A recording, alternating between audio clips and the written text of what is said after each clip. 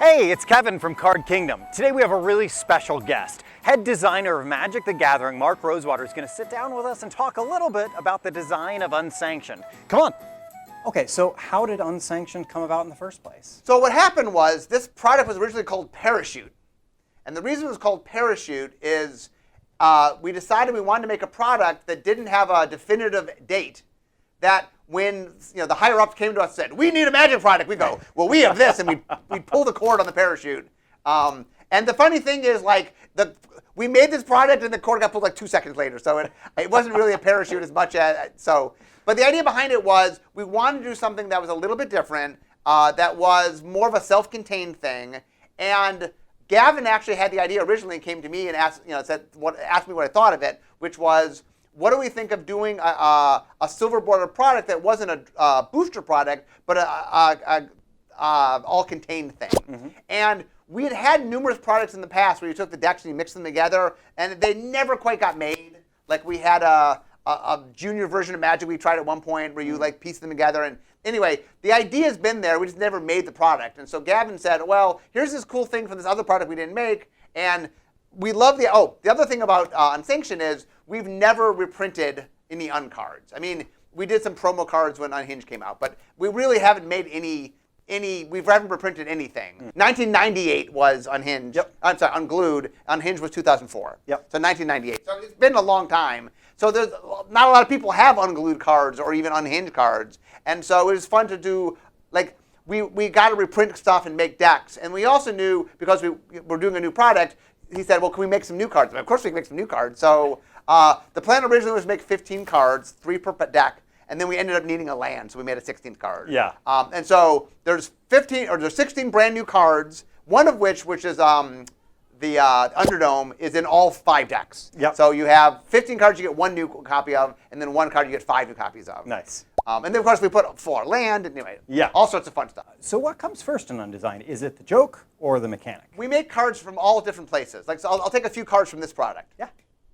Okay, Circadian Night Owl literally started with us going, we're going to call it Night Owl. It's an owl that's a night. Well, what does that mean? And so we started from there. That was it was a cool concept, and we're like, okay, we liked the pun, and okay, what is it? And we had to figure that out. Likewise, we had a card, Infernus Spawn Evil, which was the third, and okay, we've made 2 of them, it's the third one. We literally commissioned the art before I knew what the card was going to do. And I'm like, okay, I know what the art needs to be, because Ron Spencer did a great job with the first 2, give it to him for the third one. Okay, we'll figure it out. It's got to be something that, we had 2 dots, so it's going to draw a line of some kind. Yeah. Where does that go? Now, on the flip side, sometimes we just have something we think is a cool idea. I think Boomstacker, so a guy named Chris Mooney made Boomstacker, and I think he started because he thought, how is stacking dice? How do I make stacking dice a thing? And it started from the idea of, okay, well, what do I do? How do I stack dice and make that matter? And so it can start very mechanically, it can start super flavorfully, and it just depends what we're trying to do.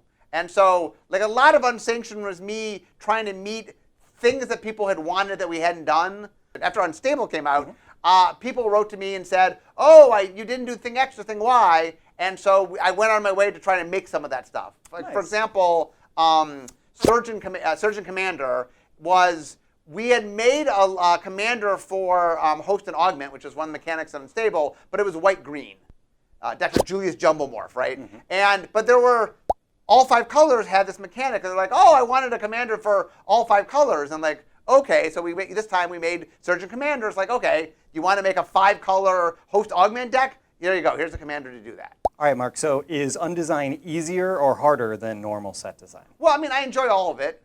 I get to do the other stuff all the time. So the silver borders are a treat for me. One of the fun things about it is you really get to sort of stretch your muscles. And the secret behind the scenes is silver borders are really, really hard to design. Mm-hmm. We have people that do hole filling. Whenever I send a hole filling, just the hit ratio is a lot lower because it's very tricky. It has to be something that isn't black border, but not everybody really clear what exactly isn't what can and can't be done. I have to talk to the rules manager a lot of time. There's a lot of cards that are silver bordered that I tried to make black bordered, and then the rules manager said, yeah, we can't do that, and then okay, I make them silver bordered. And there's a certain amount of humor we want, and when you make an uncard, you're making the whole package. Like a lot of times when I design a card in a normal set, I don't necessarily know what the creative is going to be. Sometimes I do, sometimes I don't. But I'm trying to make something mechanically, and then sometimes we graft on after the fact, like, what does this represent? But in this set, you kind of have to know the whole of it. You know what I'm saying? It's not just it's not like I just make a card and go, what is it? It's like, oh, no, well, it's this, or it starts with a name, or, you know, and it's all coming together. Yeah. And, you know, when the uncard shine to me is when all the component pieces, like, I'll take Alexander Clamilton as an example, right? So, like, we knew we were going to make a clam card because we were doing a lot. One of the things Unsanctioned doing is making throwbacks to Unglued and Unhinged and Unstable. And so the clam folk were from Unglued. So we wanted to do a new clam folk. And originally, I think it was Calamity Jane, but like we didn't think enough people knew who Calamity Jane was. She's from the Wild West, people don't know. Yeah. And anyway, so I went to the pit. I went to the R&D, and I said, okay, we need clam names. Give us clam names. And they were throwing all sorts of clam names. And I think Chris threw out Alexander Clamilton, and we're like, done. Yeah. Okay, we got it. And then the question was, okay, how do you bring? Okay, what do you know about Alexander Hamilton? Like what? And so we're like, okay, well, he's a writer. And he died in a duel, and you know, so we took that and started crafting. And like Wordy is a mechanic that showed up in both Unhinged and Unstable that cares about, you know, cards that have a lot of words on them. Like, okay, we'll somehow care about Wordy because he's a writer, and then we came up with this mechanic to represent dueling, so he can do, you know, and all that pieces came together. And then when it's finished, it's like, oh, it's not just like it's the clam, but it's Alexander Hamilton, but the card represents, you know, like all the pieces come together, and that to me is like when really it's shining is when like. Silver Border gets to do something that in Black Border we do, but I get to go that, but they like more. Like even I can go even kind of crazier because my restraints, I have less restraints. So what are you most excited for in Unsanctioned? Well, one of the things the thing I really, really like is it being a different animal, it being a sealed product. You know, it's something that you can just take and play. Because one of the things that I want to do is I like the idea of people introducing their friends to the Unworld, and it's just a little bit easier with something that's all together in the box. As far as cards, let's see, what cards? Probably the one I'm most excited about is A. Cornelia. Of course. One of the things that I hadn't done, so in Unstable, I made a Squirrel Lord, meaning a squirrel that you would play in a squirrel deck, Earl Squirrel. But Earl Squirrel wasn't legendary because I wanted you to have 4 of the Earl Squirrel and play it once. Yeah. And so I didn't make a legendary, and people were like, why is there no legendary squirrel? Come on. So I knew that we needed to make a legendary squirrel, and we had a theme of enemy color commanders. So squirrels are in black and green in Silver Border. So I'm like, okay, and I think all of Magic basically. I mean, back when squirrels were in Black Border, they were in green basically, and in Silver Border they've been in black and green.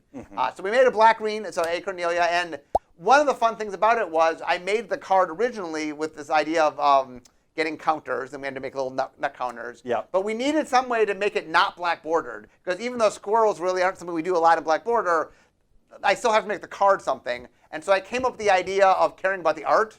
Yeah. So now it's like, well, you get squirrels for being a squirrel, but you also get nuts for showing a squirrel in your art. So there's because one of the problems is there's only so many squirrels, right? If you want to make a commander deck, I think there's like 20-some squirrels, 22 squirrels, and then there's some changelings, and there's other, you know, there's cards that can make squirrels and stuff. But I knew by making you care about squirrel in the art, then Might of Oaks, and there's all this stuff that has squirrels in the art as well. So I was just trying to make the squirrel deck as squirrely as I could. So anyway, that's probably the card I'm proudest of, I think. Yeah. There's a lot of really good designs. Right. So here's the philosophical debate that comes up. So you take a changeling, and like on the creature type line, it's everything. So if it's everything, then isn't that a picture of a squirrel? If A is B and B is C, and I'm like, C is wow, a but it's squirrel. not. See, what a changeling means is it can change its shape. And it has the ability to become a squirrel, but it is not necessarily always a squirrel. And in your creature type line, that represents all the potential that you can be, but not what you are in the moment. And so if you are, like if a changeling is literally in the shape of a squirrel, that counts. You're a squirrel in the art. Yeah. But if it's not, same with like, there's another card, what is the squirrel beast? It's Croson Beast. Croson Beast. So Croson Beast in Odyssey, going way back, we did this thing where we had these lycanthropes. And the idea was it represented something that turned into something else. And so it's a squirrel beast because it's a squirrel that turns into a beast. But in the art, it's a beast. So it's not a squirrel. So You know, when it enters the battlefield, you get to count as a squirrel because it's creature type of squirrel. But the art, it's not a squirrel, that's a beast. So you don't get to count that as a squirrel. Out of all the uncards, what is your favorite? I'll answer two things. So my emotional favorite is Look at Me on the DCI. Yep. Because it's the one card where I designed the card, I named the card, I wrote the flavor text, and I illustrated the card. So I don't get to do that very often. So that was kind of fun to do that. Probably the card that my favorite card from a game design is a card called Yet Another Aether Vortex, which was in Unhinged. And what it does is it says you play with the top card of your library face up, and if it's a permanent, it's on the battlefield in addition to being on the top of your library. Yeah. And that is the kind of card that at the time, the person who was the rules manager at the time, a guy named Mark Gottlieb, he's no longer the rules, he still works here, he's not rules manager anymore. I remember he's like, I am so glad that's in Silver Border because it doesn't make any sense in Black Border. Like Silver Border has done this multiple times where something's in more than one zone at once. Yeah. Black Border can't do that, but we're like, yeah, bend the rules. It's silver. Yeah. So anyway, Yet Another Vortex is definitely a card that I really, really enjoy. It's the kind of thing that Silver Border can do that Black Border just can't quite do, but it's fun. It does wacky things. I'm getting the sense from you that you enjoy breaking rules. I do. Well, I mean, I live by the rules. People don't understand. My daily job is to work within the rules. Yeah. I make a lot of magic sets, and all those magic sets I play in the rules. I design stuff in the rules, and so it's not like I don't get my fill of working within the rules. I do it constantly. It's fun though when I get to Silver Border and once again, secretly Silver Border does have some rules, but the rules are a little more relaxed. And I can put your card in my hand and things that we just don't normally do in Black Border I can do. And so and the other thing that's fun is like I love making the social interaction. Like one of my favorite things about cards is they make stories. Like normal Magic cards can make stories, but like uncards are just designed to make stories, you know. Yeah. Like there's a card in Unstable called I think it's called Give Me 5. Yeah. Where like you have to go around and high five people and you gain life by how many people you high five. Yep. And like that just makes a moment, and there's just a story, and then people write into me and go, "I gained 42 life," or whatever it is, whatever the thing they were able to do. And so like that's a lot of high fives. Yeah, it's a lot of high fives for 30 seconds. Yes, that's more than one per second. Yes. Yeah. I mean, I guess if you line them up at a pre-release, they you can really get a lot. So. But that's what I love about the Unstuff is that you can make these moments and make these stories, and I'm really excited to hear the Unsanctioned stories because there's a lot of fun, and we brought out all the stops from all the old stuff. You know, you get a booster tutor, and you get to do stuff that like some people haven't done in a while now. So it's fun to expose not only people to the new cards because there's new cards in the product, but to a lot of old cards that are a lot of fun. And we had fun handpicking the cards so that people could experience some of Unglued and some of Unhinged and some of Unstable. What do you think about silver bordered cards in Commander? So I recently wrote an article about this. Or sorry, not an article. I did a podcast about this. Yeah. I would love to see a format called UnCommander that the Commander people do. There could be a ban list and whatever, and it's just like an alternate format that if you want to play with Silver Border, here's the recommendation to play with Silver Border. Sure. I understand why not everybody wants Silver Border in their stuff, although I will say to people, there's a lot of unstuff that is pretty straightforward, that if you talk to your play group, like a good example would be Earl of Squirrel. There's nothing, like Earl of Squirrel is like that close to being black bordered. You know, I wouldn't do Squirrel Link exactly, but we might write it out. But what I'm saying is that card is not that far away from being a black border card. If you went to your play group and said, please, can I play Earl of Squirrel? Most people would probably say yes. Yeah. Now there's some weird ones. Give me 5. You know, maybe they're gonna say no to. And I get that. There's a breadth of kind of the what I'll call more normal, that is kind of not super far away from black border, all the way to like it's a ways. Yeah. So consult with your play group. Maybe they'll let you play anyway. And I'm promoting UnCommander. I think that would be a fun format that could exist for people that want to opt into that. Sure. Well, one of the things, the reason that I think that the Unsets and Commander pair very well to each other is when I talk about the spectrum.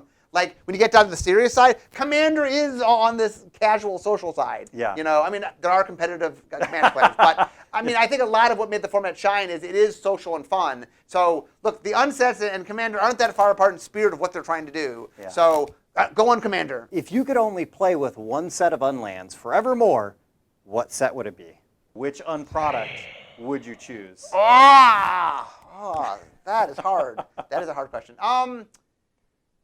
I think Unstable are my favorite right now. Okay. So the story is, So originally Chris Rush came up with the idea of full art land. No one wanted to do them. I thought they were a great idea. I put them in the first product. But I was a bit conservative. Like, I mean, the art took up a lot, but it was like oval. Like it, And then when we did Unhinged, I'm like, I'm going more. I'm going to do more. And so originally we had the idea of going off the frame, having no border. And we had one that had a tiny border and one that had no border. And I was showing it around. And a lot of people were like, I don't know, Mark. I don't think you can do no border. So Unhinged did like the skinny border. Yeah. But then we got to Unstable, and I'm like, no border. We're going there. We don't need borders. We don't need no stinking borders. Yeah. So anyway, it's Unstable lands where like I'd come up with them in Unhinged. And it's kind of funny, like they were too radical for Unhinged. So anyway, there's something that speaks to me of having no borders. The idea of the full art lands in this product is they're a cross between the 3 full art lands from before. So they have elements of all 3 of the previous full art lands. So that's what's going on there. So it's a combination. That's why. One of the funny things also is that the full art lands, like one of the things I always say about the unsets is it's us playing in the future. Like it lets me play in stuff. And a lot of stuff that I've done in unsets later go on to just be normal Magic things. And the full art lands is a perfect example where when I did it, it was crazy. And then, now it's like, Magic products have them. It's something that we do now. And so it is fun to see things that like I started in like, ooh, this is crazy. And then people go, maybe it's not that crazy. Or maybe I'm just stretching Magic to fill in. So that's one of the fun parts about unsets is me playing it like where we could be. Yeah. But there's stuff in Unstable that one day I would love to see in Black Bordered Magic. I don't know how long it'll get, but I mean, there's a lot of ideas there that at least the kernel of the idea is something that I could imagine us doing. Host Augment is a mechanic that is not that far away from Black Border. How we executed it Unstable, which is like, it's half this, half that. Okay, that's a little silly. But it's not, it's one of those mechanics that like, okay, when I made it, it was not Black Border. But 5 years from now, I don't know, 10 years from now, like there's a point at which some element of that, I could see it. I could see that somehow getting there. A huge thank you to Mark Rosewater and to all of Wizards of the Coast for taking our questions today. Were there any questions we didn't quite cover that you wish we had? Well, drop them in the comments below next time they invite us by, and we'll make sure to ask those as well. Thanks for watching today, and we'll catch you next time.